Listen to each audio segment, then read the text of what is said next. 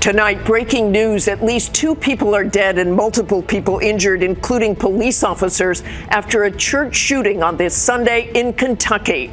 And dangerous weather from coast to coast, including a flash flood threat in the Northeast. First, authorities say the Kentucky incident started with a trooper-involved shooting near the airport. Police say the suspect fleeing the scene after a carjacking before ending up at a Baptist church in Lexington. The new details coming in tonight.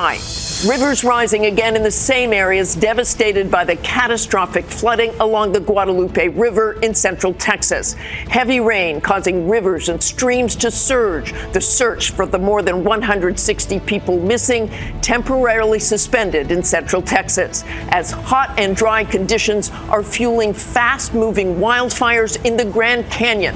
Hundreds evacuated. The new flash flood danger in the Northeast. Our weather team is tracking it all.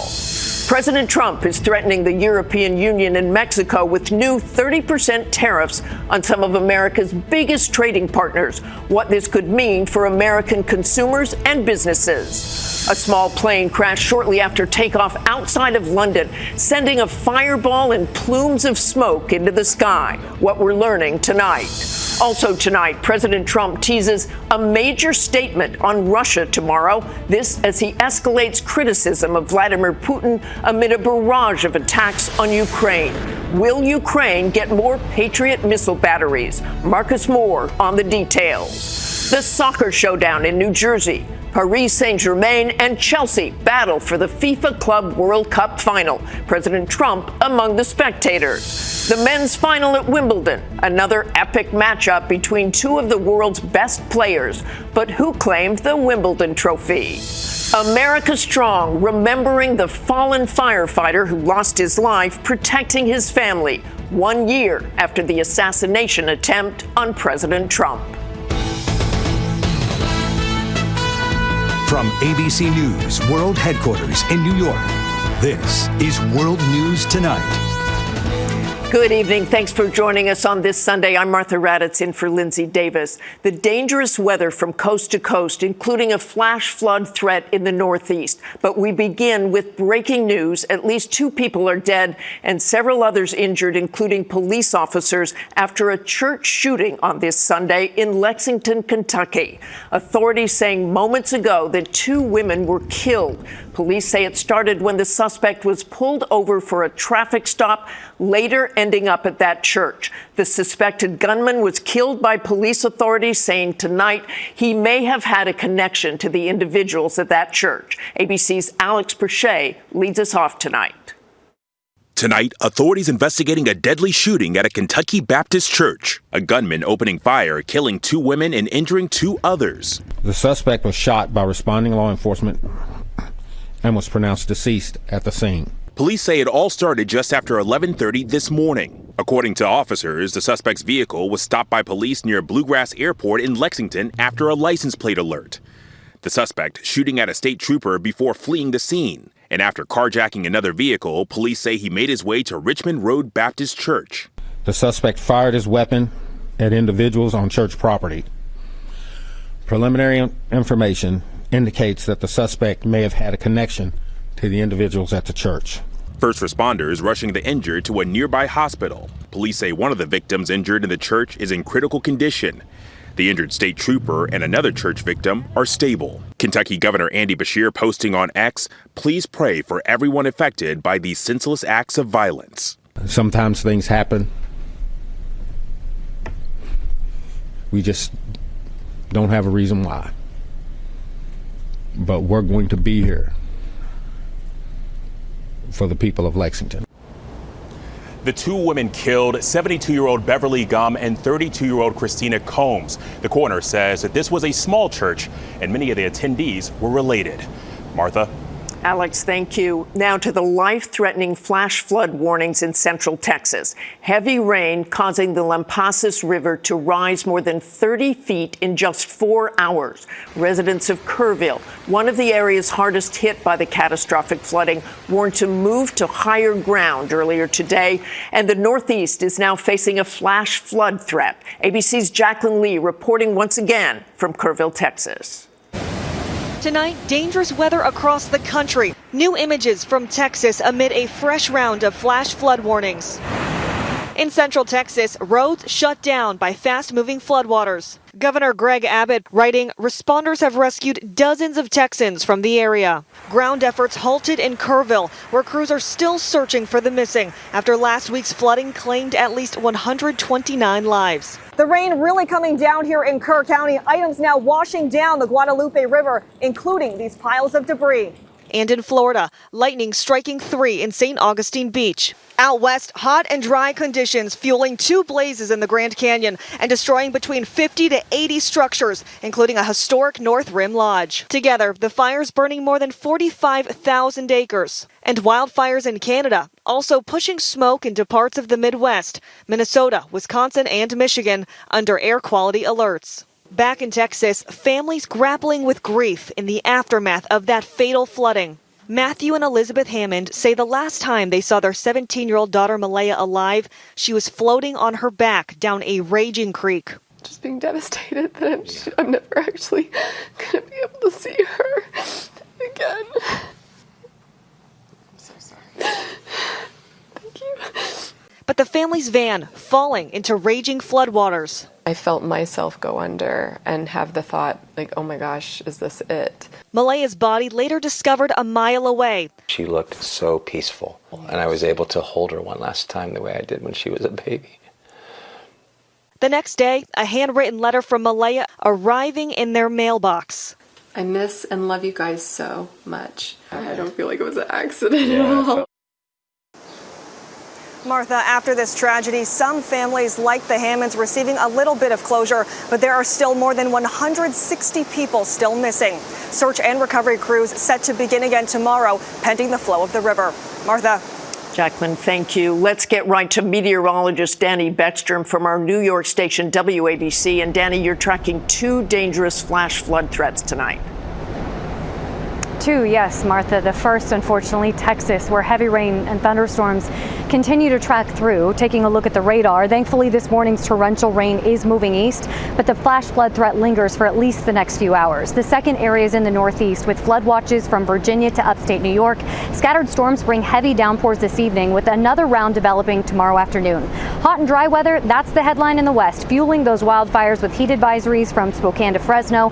After a brief break on Monday, Portland is up to 97 degrees on Wednesday, while southern Nevada is starting the work week with an extreme heat warning. We're talking 112 degrees in Vegas on Monday. Martha?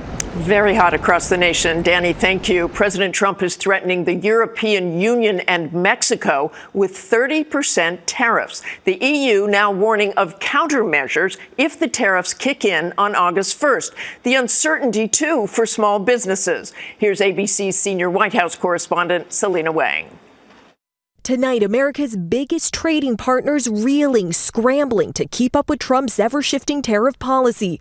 The president announcing sweeping 30% tariffs on goods from Mexico and the European Union after months of negotiation. Trump vowed to make 90 deals in 90 days, but instead, he's sending official letters to countries declaring new tariff rates set to take effect on August 1st.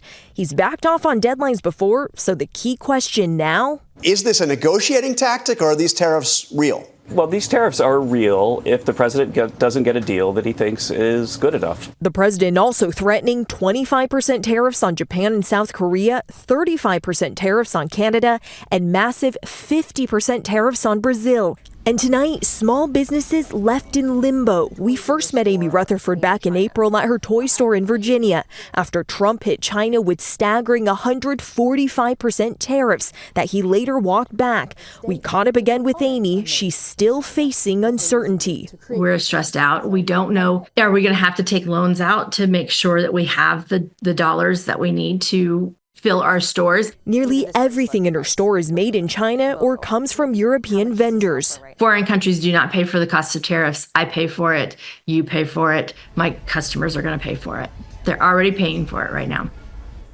And Selena, so many people on edge. But while we have you there, what are we learning about the growing backlash over the FBI and DOJ's decision to close the Jeffrey Epstein case? Well, Martha, President Trump is defending his Attorney General Pam Bondi, even as some of his most loyal supporters are calling for her resignation. The president took to social media saying she's doing a fantastic job, and tonight he's watching the FIFA soccer match alongside Bondi and others in his presidential box. Martha? Selena, thank you. Next tonight, a plane crash at Southend Airport about 1 hour east of London.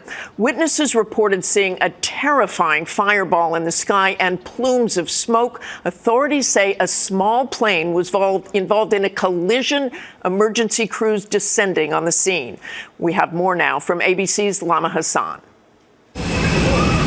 Tonight, dramatic images showing a massive fireball in the sky and plumes of smoke over Southend Airport, 40 miles from London. Onlookers on the tarmac stunned.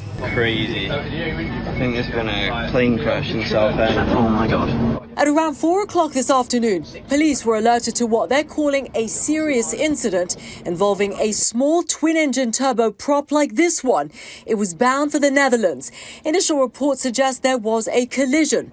Flight radar shows the plane's path. Watch as it travels down the runway. One eyewitness says he saw the plane taking off, but just 3 to 4 seconds later, it started to bank to its left, then crashed into the ground. I guess for the people of Southend, this is just a really shocking moment to have seen this happen. The incident triggering a quick emergency response, police warning people to avoid the airport until further notice. Martha, an urgent investigation is underway to try to piece together what caused this accident. Investigators will be taking a look at whether this was a mechanical failure or pilot error. The airport remains closed until further notice. Martha. Lama, thank you. India's pilots union is blasting a preliminary report on the crash of Air India Flight 171, calling it biased. According to the report, one pilot is heard on the cockpit voice recorder asking the other why he activated the 787's fuel cutoff switches. The second pilot denied moving them. The union claims the report's tone creates a presumption of pilot guilt. ABC has obtained an internal message Air India sent to its pilots asking them to review the preliminary report and bring any questions to management. Now to President Trump teasing a major statement on Russia tomorrow. This as he escalates criticism of Vladimir Putin amid a barrage of attacks on Ukraine, including more than 3,000 drones, bombs, and missiles over the past 7 days. Here's ABC's Marcus Moore with what we're learning tonight. Tonight, President Trump preparing for what he says will be a major announcement this week concerning Russia. The game is about to change. I expect in the coming days you will see weapons flowing at a record level to help Ukraine defend themselves. Sources tell ABC News the U.S. and NATO are looking at sending Patriot missile systems to Ukraine, but it's not clear what would come from European allies or U.S. stockpiles. Hi, everybody. Martha asking President Zelensky just weeks ago what would happen if the U.S. did not provide more military aid, and asking if it would mean Russia could win the war. More chance, more quick. But you know what we will have? We will have more losses, much more losses. Without help of the United States, they can provide us, for example, missiles for a Patriot or not. Russia continued to hammer Ukraine this week, night after night from the air, with more than 3,000 drones, bombs, and missiles. Trump voicing his growing frustration with Putin. I am very disappointed with President Putin. He'll talk so beautifully and then he'll bomb people at night. We don't like that. You're gambling with World War III. President Trump's once testy relationship with Ukraine's President Zelensky has warmed, the two meeting in the Vatican at the funeral for Pope Francis. This image of them huddled together in deep conversation meant to be seen around the world, including Moscow. Trump voicing his admiration for Ukraine's perseverance in recent weeks as war rages on. And Martha, NATO's Secretary General is heading to Washington this week for talks with President Trump and other top officials. And we know through sources that there are discussions about the level of military aid countries are willing and able to share to help Ukraine defend itself. Martha. Marcus, thank you. 1 year after the assassination attempt on then-candidate Donald Trump, a Senate report is demanding more Secret Service accountability. Last July 13th, a gunman opened fire during a Pennsylvania rally. Trump suffered a graze wound to his right ear, and a rally attendee was killed. Today's report from Senator Rand Paul accuses the Secret Service of a complete security breakdown and limited accountability, and calls for reforms to agency procedures. Last week, 6 agents were suspended for what Secret Service called failures connected to the attack. In a statement today, the agency said it has implemented substantive reforms to address the failures that occurred that day.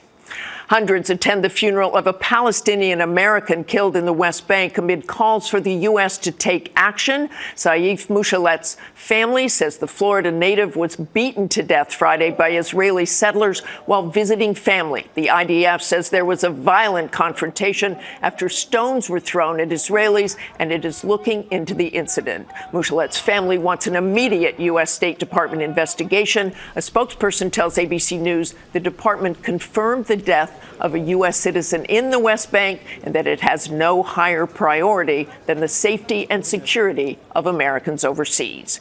Still ahead on World News Tonight this Sunday, the final of the first FIFA Club World Cup. Also, a one-time fugitive decides to grin and bear it.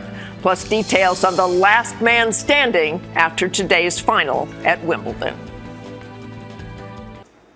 Now to the big soccer showdown in New Jersey. Paris Saint-Germain and Chelsea battle in the FIFA Club World Cup final. Chelsea taking the win. ABC's Marcus Moore joins us again with more on the game. Marcus? Hey, Martha, tonight Americans are really getting their first taste of the World Cup here in the U.S. Some of the world's top soccer stars are squaring off at MetLife Stadium here in New Jersey, usually home turf for the NFL's Jets and the Giants. But today, tens of thousands of fans were braving the heat, packing the stands there to watch England's Chelsea take on Paris Saint-Germain, better known as PSG. And Chelsea won this match 3-0. And as you can imagine, security was tight with President Trump and First Lady Melania in the crowd, joining the FIFA president for the national anthem. And in just over a year, this stadium will be buzzing once again, maybe with the president back in the stands when it hosts the World Cup final on July 19th, 2026. Martha, the U.S. hasn't made it past the semifinals since 1930. So the question is, next year, could they go all the way? Well, we'll hope so, Marcus. Thank you so much. Now to the escaped inmate who was all smiles heading back to jail. Law enforcement officials posed with Cedric Stevenson as they all flew from Seattle to Kentucky last week. Stevenson escaped from authorities at SeaTac Airport in May during his first attempted extradition. He was caught last month. Kentucky officials say this second try to get him back to Kentucky went pretty smoothly. When we come back, tennis top men's players battle for the Wimbledon crown, and an illness sidelines the star of a 1970s thriller. In tennis, there will be no Wimbledon three-peat this year. World number 1 Jannik Sinner beat 2-time defending champ Carlos Alcaraz in today's men's final. It's Sinner's first Wimbledon crown. And unfortunate health news from an original star of Jaws, Richard Dreyfuss, in an Instagram post telling fans he has viral bronchitis. The illness will force him to miss SharkCon, an annual event in Tampa. And when we come back, honoring the firefighter killed during the assassination attempt on Donald Trump. Finally tonight, America Strong, the emotional remembrance for a man who died protecting his family. On this 1-year anniversary of the assassination attempt on then-candidate Donald Trump, we remember Corey Comperatore. The 50-year-old volunteer firefighter was standing on the stage behind Trump when shots rang out, shielding his wife and daughters when he was struck by a bullet. To mark the anniversary of his death, Comperatore's family and community honored him with Corey's Cruise, a nearly 50-mile memorial motorcycle ride in Butler County, Pennsylvania, where the Trump rally had been held. His daughters Allison and Kaylee organized the event. All proceeds from the event will benefit causes close to Comperatore's heart, including local first responders, his church, and a Doberman rescue organization. He would be so surprised that there's so many people who care about him. I think he'd be in total awe. And yesterday, close to 1,000 people took part in the ride. He would say that what he did that day was what any man should do for his wife and his kids. Later, Corey's widow, Helen, addressed the crowd and gave thanks. It was so beautiful. I kept thinking, my husband is staring down here just in awe. A lovely tribute. Have a great evening. Thank you for making World News Tonight with David Muir, America's most watched newscast.